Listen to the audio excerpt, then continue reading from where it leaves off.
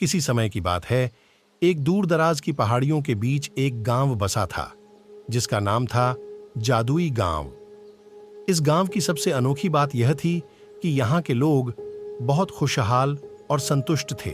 गांव में कोई भी व्यक्ति दुखी या परेशान नहीं था।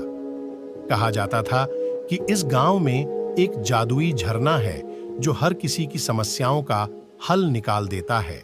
गांव के लोग हर सुबह उस झरने के पास जाते, वहां की पवित्र जलधारा में हाथ धोते और अपनी सभी चिंताओं को पानी के साथ बहा देते। इस जादुई झरने के कारण ही गांव में हमेशा शांति और समृद्धि बनी रहती थी। लेकिन इस गांव में एक युवा लड़का था जिसका नाम राहुल था।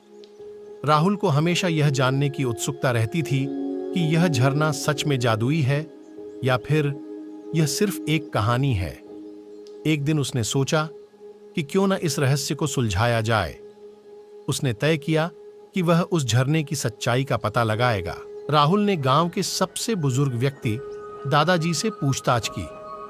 दादाजी ने मुस्कुराते हुए कहा, राहुल, इस झरने का जादू उसकी पानी में नहीं बल्कि हमारी विश्वास में है। हम सब इस झरने के पास जाते हैं, अपनी चिंताओं को पानी के साथ बहा देते हैं और अपने मन को शांत करते हैं। असली जादू हमारे विश्वास और सकारात्मक सोच में है। राहुल को दादाजी की बात समझ में आ गई। उसने सोचा कि वास्तव में जादू कहीं बाहर नहीं बल्कि हमारे अंदर है।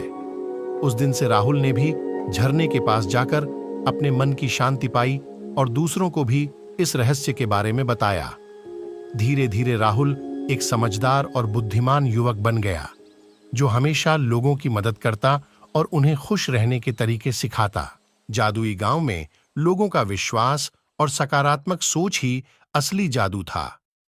इस कहानी से हमें यह सीख मिलती है कि असली जादू हमारे विश्वास, सोच और कर्मों में ही छुपा होता है। अगर हम खुद पर विश्वास रखें और सकारात्मक सोचें तो हमारे जीवन में भी खुशहाली और संतुष्टि बनी रहेगी। इस प्रकार जादुई गांव की कहानी ने पूरे क्षेत्र में एक मिसाल कायम की कि कैसे विश्वास और सकारात्मक सोच से किसी भी समस्या का समाधान पाया जा सकता है।